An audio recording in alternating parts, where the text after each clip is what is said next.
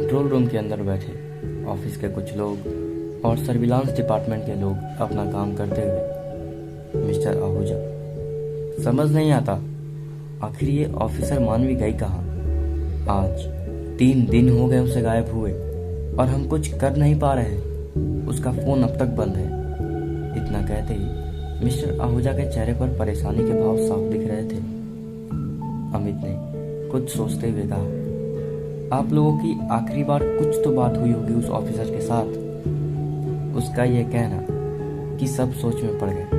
अमित बार बार यही बात दोहरा रहा था। अमित सर्विलांस डिपार्टमेंट में काम करता था। आयुषी सिवाय की ओर तिरछी निगाहों से देखते हुए बोली, मुझे तो लगता है सिवाय सर को पता होना चाहिए, क्योंकि ये दोनों लोग ही सबसे ज्यादा देर तक साथ रहते थे। ये कहते हुए उसकी आवाज में एक तंज भरा अलग ही टोन नजर आ रहा था, मानो उसे कुछ दिक्कत हो उन दोनों से। आयुषी की बात अभी पूरी भी नहीं हुई थी कि सिवाय ने उसे घूरते हुए कहा, तो मिस आयुषी, आप ये कहना चाहती हैं कि आपकी ऑफिसर मानवी से बात नहीं होती? वो सारी बातें मुझसे शेयर करती हैं। इस समय उनकी गुमशुदगी की वजह भी मैं ही हूँ। बेहतर होगा मिस आयुषी कि आप अपना पेशा बदल लें, क्योंकि आपकी सोच बहुत ही घटिया है। बेहतर होता कि आप एक ऑफिसर के गुम होने की स्ट्रेटेजी कर उसे ढूंढ पाती। और हाँ, एक बात और कहना था कि अभी आप गुम हुई होती तो अब तक ऑफिसर आपको ढूंढ निकालने की कोई ना कोई तरकीब निकाल ही लेती। सिवाय का इतना स्पष्ट जवाब पाकर आयुषी का मन खाक हो गया। वो अंदर ही अंदर सोचने लगी कि कैसे भी करके वो ना ही मिले, फिर तो सब ठीक होगा। मिस्टर आहूजा उन दोनों के बीच हो रही अनबन को देखते हुए आयुषी से बोले, आयुषी, आप एक ट्रेनर हैं, इस तरह की बात सही नहीं लगती। मैं कल ही आपको दूसरे तरह से शिफ्ट करता हूँ। ये सुनकर आयुषी हड़बड़ाए हुए बोली, सॉरी सर सॉरी। सिवाय सर पकड़कर जोर से बोला, oh please just shut up. दिमाग खराब हो चुका है आप सब। बेहतर तरीके से जानते हो कि मानवी यहाँ केस के सिलसिले में आई है और अभी वो खुद एक केस की तरह बन चुकी है। अभी ये सोचने का समय है कि आखिर वो गई कहाँ, कैसे उसे ढूंढा जाए। कहीं ऐसा तो नहीं जिस केस की वो छानबीन कर रही, कहीं उन्हीं लोगों ने तो उसे अगवा नहीं कर लिया। या फिर इतना बोल वो मिस्टर आहूजा की ओर देखने लगा। मिस्टर आहूजा, ऑफिसर तुम्हारी बात में तो दम है, हमें जल्द से जल्द कुछ करना होगा। तभी अमित ने कहा, ये रही ऑफिसर की आखिरी लोकेशन। मिस्टर आहूजा अमित के कंप्यूटर स्क्रीन पर देखते हुए बोले, ये लोकेशन तो सीतापुर के आसपास का है, मगर मानवी उधर क्यों गई? मिस्टर आहूजा चौंक कर बोले। सिवाय बिन कुछ कहे सीधा उठ मानवी के केबिन की ओर बढ़ गया। उसने उसके बैग की ओर देखा। बैग से लैपटॉप निकाल उसने उसे ऑन किया तो गूगल पर आखिरी सर्चिंग उसी लोकेशन को ट्रेस किया गया था। ये देखते सिवाय का माथा ठनक गया और वो मेज पर कस के हाथ मारते हुए बोला, ओह शिट, सब मेरी गलती है। अगर उस दिन मैं मुंह फुलाकर बाहर ना जाता तो शायद आज मानवी साथ होती। ये कहते हुए उसके आंखों में नमी तैर गई। मिस्टर आहूजा ये देखते ही कंट्रोल रूम से बाहर आए और बोले, क्या हुआ ऑफिसर?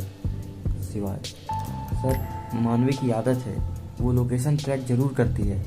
कहीं भी जाने से पहले मुझे ये बात अभी याद आई, और कॉल के मुताबिक, इस सर्च के मुताबिक दोनों लोकेशन एक ही है। मिस्टर आहूजा, इसका मतलब मानवी यही है। मुझे लगता है हमें निकलना चाहिए। इतना कहे वो तुरंत अपने केबिन की ओर बढ़ी थे कि पीछे से सिवाय ने टोकते हुए कहा, सर आई थिंक आप ऑफिस में रहिए, हम बाकी टीम उस लोकेशन पर जाते हैं। मिस्टर आहूजा ने सिवाय की बातें में सहमति जताते हुए कहा, हाँ ठीक है। इतना कह वो दोनों ही केबिन से निकल कंट्रोल रूम की ओर बढ़ गए। सिवाय ने टीम से कहा, हमें अभी इस लोकेशन पर चलना होगा। ये सुनते ही आयुषी बोली, ओके सर। इतना कह वो अपना बैग लेने के लिए केबिन की ओर बढ़ी। पीछे से सिवाय ने जोर से टोकते हुए कहा, मिस आयुषी, आप कहीं नहीं जा रहे हैं, मुझे कोई बकवास नहीं सुननी। इतना कह वो बाहर निकल गया। आयुषी चिढ़ते हुए बोली, तुम दोनों को जुदा ना कर दी तो कहना। उधर से सभी ट्रैक हुई लोकेशनों पर निकल गए। मानवी अब तक बेसुधू होकर सो रही थी। तभी किसी ने दरवाजे पर दस्तक दी। दरवाजे की दस्तक ने उसकी नींद टूट गई। उसने आंखें खोलते ही दीवार पर लगी घड़ी की ओर देखा तो सुबह के 9 बज रहे थे। देख वो आलस भरे तरीके से बिस्तर से नीचे उतरी और दरवाजे की ओर बढ़ गई। उसने जैसे ही दरवाजा खोला, सामने काका चाय से भरे कप को लेकर खड़े थे। ये देखते ही मानवी की नींद पूरी तरीके से छूमंतर हो गई। वो मुस्कुरा के बोली, गुड मॉर्निंग काका। इतना कह वो चाय का कप ट्रे से उठा लेती है। तभी काका ने फुसफुसाते हुए कहा, छोटे बाबू अब तक सो रहे हैं, बड़े बाबू गोदाम पर आने वाले हैं, हम उन्हीं के पास चाय लेकर जा रहे हैं। बिटिया तुम दरवाज़ा बंद कर लो। इतना कह वो वापस से किचन की ओर बढ़ गए। ये सुन मानवी हल्का सा मुस्कुराई और बोली, गजब, आज कुछ और ढूंढती हूँ, शायद वो इस सबूत से भी ज़्यादा मजबूत हो। इतना सोचकर वो कमरे में लगे टेबल पर चाय का कप रख वॉशरूम में गई। ब्रश कर वो बाहर आई और चाय पीने लगी। तभी दादा ने आवाज़ दी, बिटिया बंद कर लो। मानवी बिस्तर से उठते हुए बोली, जी आई काका। ये कहते हुए वो वापस से बाहर निकली और दरवाज़ा बंद कर सीधा अभिषेक के कमरे की ओर बढ़ी। दरवाज़ा अब तक बंद लगा हुआ था। वो धीरे से खोली तो अभिषेक अब तक सो रहा था। ये देख मानवी खुश हो गई और धीरे से अंदर घुसकर सामने लगी अलमीरा को खोलने लगी। इधर पूरी टीम उस लोकेशन पर पहुंच चुकी थी जहां से मानवी गायब हुई। वो सभी हैरान थे कि आखिर मानवी इतनी वीरान जगह अकेले क्यों आई। सबसे ज़्यादा इस बात से हैरान सिवाय था, जो उसे हजारों बात में घुमा रहा था। सिवाय समझ नहीं आता यहाँ क्या काम था ऑफिसर को, आखिर वो यहाँ आई ही क्यों। उसने मन ही मन बुदबुदाया। तभी उसकी नज़र एक बूढ़े आदमी पर पड़ी जो साइकिल से उसके दूसरे तरफ से आ रहा था। ये देख सिवाय ने जोर से आवाज़ लगाई, अरे ओ दादा। वो साइकिल पर सवार बूढ़ा आदमी अपने कुछ दूरी से आ रहे आवाज को सुन उस ओर बढ़ गया। करीब आते वो बोला, का भइल साहब, रास्ता भटक गई हो का।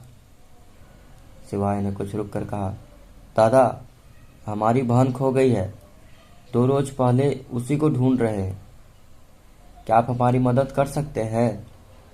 हम आपका यह एहसान कभी नहीं भूलेंगे। लड़की गुम हो गई। उस बूढ़े आदमी की कपकपाती आवाज ने धीरे से कहा। इस वक्त उस बूढ़े आदमी के माथे और चेहरे पर पसीना उमड़ पड़ा। ये देख सिवाय को कुछ शंका जरूर हुआ। उसने थोड़े और ड्रामे के साथ कहा, उसका ब्याह है दादा, लड़की नहीं मिली तो समाज में बहुत ही।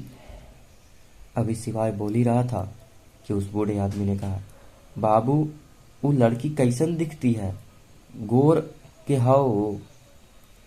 उस आदमी की बात सुनते ही सिवाय की आंखों में खुशी तैर गई, मानो उसे उसकी मंजिल मिल गई हो। बिना वक्त गवाए सर हिलाकर हाँ बोलता है। वो बूढ़ा आदमी घबराहट में बोला, देखिए ब्याह और इज्जत की बात है, अगर इसके लिए मुझे जान भी गंवानी पड़े तो मंजूर है। ये कहते हुए उनका हाथ कपकपा रहा था। सिवाय, आप जानते हैं कि वो कहाँ है, प्लीज़ मुझे बता दीजिए। बूढ़ा आदमी, बाबू वो हमारे यहाँ ही है, छोटे बाबू उसे उठा कर लाए हैं। सिवाय, कौन छोटे बाबू। बूढ़ा आदमी, बाबू ये सब बात बाद में करिएगा, अभी मौका बहुत अच्छा है। घर पर छोटे बाबू तो हैं मगर वो शराब के नशे में सो रहे हैं। अगर वो लड़की आपकी बहन निकली तो हमें बहुत खुशी मिलेगी। इतना कहते हुए उनकी आंखें नम हो गई और बोले, बचा लीजिए उसे, उस हैवान ने उसे बहुत प्रताड़ित किया है। ये कहते हुए उनके बूढ़ी आंखों में आंसू छलक गए। ये सुनते सिवाय का तेवर चढ़ गया। उसने तेज आवाज में कहा, कहाँ काका, आप साथ चलिए मेरे। बूढ़ा आदमी उन लोगों के साथ वापस से घर की ओर निकल पड़ा। कुछ ही देर में वे सभी एक बड़ी सी बिल्डिंग के सामने खड़े थे। सिवाय उस बूढ़े आदमी से पूछना तो बहुत कुछ चाहता था, मगर उसका दिल अब सिर्फ मानवी को देखना चाहता था। उसके मन में हजारों बातें उमड़ रही थी। बस उसे आस थी कि वो लड़की कोई और नहीं, मानवी ही हो। यही बात पूरे टीम सोच रही थी। वो कमरे में सबूत ढूंढ रही मानवी को गाड़ी की आवाज़ आई तो वो डर के मारे आहिस्ता से भागने की सोचने लगी। मगर वो ये भी सोचने लगी कि कहीं उससे कुछ गिर गया तो कहीं अभिषेक उठ ना जाए। इतना सोच वो दबे पांव वापस से दरवाजे की ओर बढ़ गई और आहिस्ता से दरवाज़ा बंद कर नीचे आ गई। नीचे आते ही वो लंबी लंबी सांसें ले ही रही थी कि तभी डोरबेल बजी। डोरबेल की आवाज़ सुनते ही मानवी का चेहरा पसीने से तर गया। वो समझ नहीं पा रही थी कि वो क्या करे। अगर उसने दरवाज़ा खोला और सामने राजेश रहा तो ये दोनों उसे नहीं छोड़ेंगे। अभी तक वो इसी उठापोह में थी कि तभी डोरबेल दोबारा बजी। उसकी आंखें एक बार दरवाजे की ओर घूमी तो एक बार अभिषेक के दरवाजे की ओर। वो घबराए हुए धीरे धीरे आगे बढ़ने लगी, यही सोचते हुए कि कहीं अगर दरवाजे पर यूं ही दस्तक हुई तो अभिषेक उठ ना जाए। यही सब सोच वो दरवाजे की ओर धीरे धीरे बढ़ने लगी। तभी डोरबेल फिर से दोबारा बजी। मानवी का हलक लगभग सूख चुका था। उसने दरवाज़ा को लगभग खींचकर खोलते हुए देखा तो उसकी आंखें फटी की फटी रह गई। उसने सपने में भी ये नहीं सोचा था कि जो अब उसकी आंखें देख रही थी, ये देख धड़कन तेज हो गई थी। चेहरे पर लुढ़कता आंखों से गर्म आंसू महसूस हो रहा था। उसके सामने कोई और नहीं, ऑफिसर सिवाय राजपूत खड़ा था। ये देख मानवी कसकर रोने लगी। मानवी को इतना करीब महसूस कर मानो उसके दिल में किसी ने जोर से धक्का मार दिया हो। एक अजीब दर्द जो शायद वो महसूस तो कर रहा था मगर बयां कुछ नहीं कर पा रहा था। मानवी को सही सलामत देख सिवाय भी खुशी के मारे रो पड़ा, क्योंकि वो अब तक खुद को बेहद कमज़ोर लाचार समझ रहा था। मगर मानवी अब उसके सामने थी, उसके बेहद करीब। मानवी की आंखों में आंसू देख सिवाय का दिल पसीज रहा था। उसका जी कर रहा था कि अभी उस छोटे बाबू को जान से मार दे। तभी उस बूढ़े आदमी ने धीरे से कहा, बिटिया, छोटे बाबू सो रहे हैं ना? मानवी मुड़कर हाँ में जवाब देती है। बूढ़ा आदमी मानवी के सर पर हाथ फेरते हुए बोला, बिटिया, अपना सामान जल्दी से ले लो और भाग जाओ यहाँ से, मेरी कसम, तुम भाग जाओ। मानवी की आंखें आंसू से डूबी हुई थी, उसका चेहरा गीला हो गया था। वो भी तो यहाँ से भागने की सोच ही रही थी।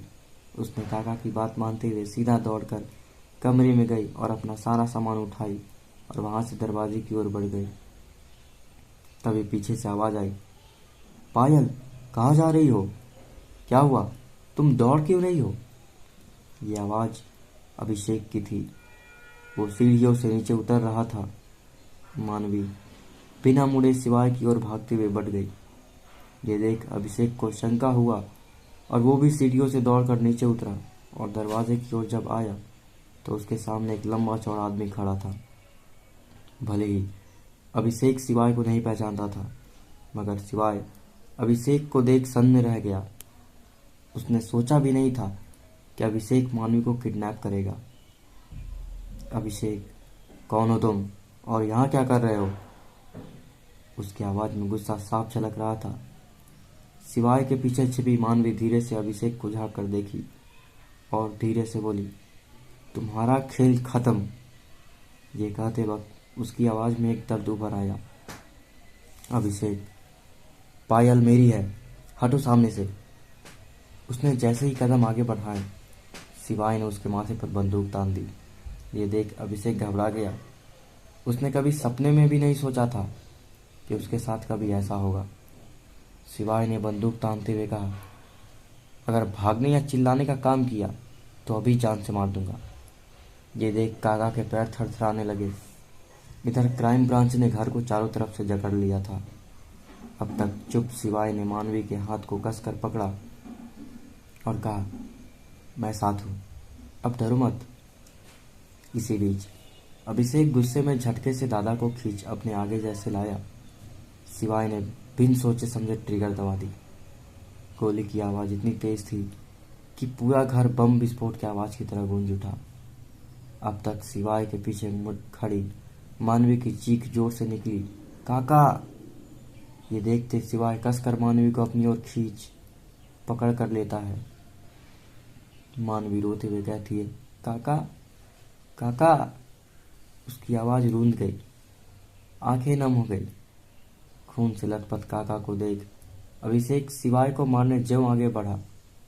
काका अपने हाथ से अभिषेक का पैर पकड़ लेते हैं। उनके पैर पकड़ने से अभिषेक वहीं लड़खड़ा कर दरवाजे पर गिर जाता है। अचानक से गिरने की वजह से उसे सर में बहुत तेज चोट लगती है। उसे गिरते देख सिवाय काका को आखिरी सलामी कर सीधा कार की ओर मानवी का हाथ पकड़ के भागता है। मानवी काका को यूं देख रोए जा रही थी। वो कार में खुद को संभालते हुए बैठ गई। सिवाय भी ड्राइविंग सीट पर जा बैठा। बाकी टीम भी अपनी गाड़ी में बैठ वहां से निकल गई। कार में बैठी मानवी गुमसुम हो शीशे से बाहर एक टकटकी लगाए देखे जा रही थी। अब तक हुई घटना उसकी आंखों के आगे घूम रही थी। उसकी बड़ी बड़ी आंखें निराश हो बुझ गई थी।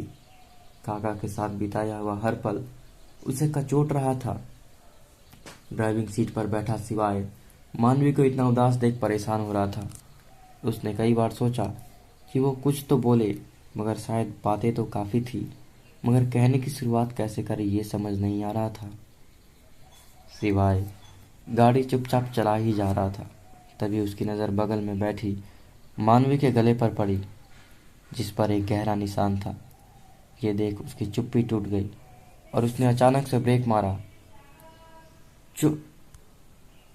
अचानक ब्रेक लगने की वजह से मानवी भी ध्यान से टूट गई और वो हड़बड़ाए हुए सिवाय की ओर देखने लगी। सिवाय उसे ही घूरे जा रहा था। ये देख मानवी ने धीरे से कहा, क्या हुआ? सिवाय की उसकी आंखों में झांकते हुए कहा, तुम्हारे गले पर निशान कैसा? उसकी आवाज़ में एक अपनेपन का एहसास हो रहा था। सिवाय को काका की कही बात दिमाग में घूम गई। मानवी की आंखें झुक गई। ये देख सिवाय ने मानवी से कुछ और पूछना ठीक नहीं समझा। वो गाड़ी स्टार्ट किया और बोला, चाय पियोगी? मेरा सर बहुत दर्द हो रहा है। ये कहते हुए उसने मानवी की ओर देखा तो मानवी हाँ में सर हिलाकर जवाब देती है। सिवाय के चेहरे पर हल्की सी मुस्कान तैर गई और सड़क किनारे बने ढाबे पर उसने कार किनारे लगा रोक दिया।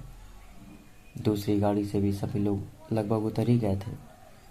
ये देख सिवाय समझ रहा था कि मानवी अभी इस हालत में नहीं कि सबके साथ बैठे। सिवाय ने धीरे से कहा, मानवी, आई थिंक तुम्हें कार में रहना चाहिए। इतना कहे वो कार से उतर ढाबे की ओर बढ़ गया। मानवी कार में बैठे हुए सिवाय को चुपचाप देखे जा रही थी। उसके मन में अब यही घूम रहा था कि जिसे वो खड़ूस समझती थी, आज उस शख्स ने अपने जान पर खेलकर उसे बचाया है। यही सोचकर उसकी आंखें नम हो गई। तभी सिवाय अपने दोनों हाथों में चाय का पुरवा लिए सामने से चला आ रहा था। ये देख मानवी सोच में पड़ गई कि कभी युग भी उसकी ज़िंदगी में इतना ही नज़दीक रहता था जिस तरह आज राजपूत ने किया। युग का ख्याल आते ही मानवी की आंखों से आंसू अपने आप गिर गए। कार के बाहर खड़ा सिवाय ये देख उदास हो गया। तभी मानवी अपने ख्याली पुलाव से निकलकर कार के मिरर को नीचे कर उसके हाथ से दोनों पुलाव चाय ले लेती है। ये दोनों मेरी है ना? अब तो नहीं पियेंगे, है ना? इतना कह वो धीरे से मुस्कुराई। उसके चेहरे पर मुस्कान देख सिवाय बोला, आज तो मैं भी पीऊँगा। इतना कह वो वापस से चाय लेने ढाबे की ओर बढ़ गया। कुछ ही देर सब चाय पी वहाँ से निकल गए। रास्ते भर दोनों के बीच एक चुप्पी ने जगह बना ली थी। वही सिवाय की नज़रें मानवी को हर जगह घूम रही थी। कुछ ही देर में ऑफिस आने वाला था। सिवाय ने हिम्मत करते हुए अपने जेब से एक कागज़ का टुकड़ा निकाल मानवी की ओर बढ़ा दिया। मानवी तिरछी निगाहों से उस कागज़ के टुकड़े की ओर देखती। उस पर सॉरी लिखा था। ये देखते उसके चेहरे पर मुस्कान आ गई। उसे उस दिन की याद आई जैसे ही वो बोली सॉरी, उसी समय शिवाय ने भी बोला सॉरी। लगभग दोनों एक साथ बोले तो मानवी हल्का सा मुस्कुरा पड़ी। ये देख शिवाय के दिल को थोड़ा सुकून मिला। अब क्या होगा अब क्या होगा आगे जानने के लिए सुनते रहिए इस कहानी को। धन्यवाद।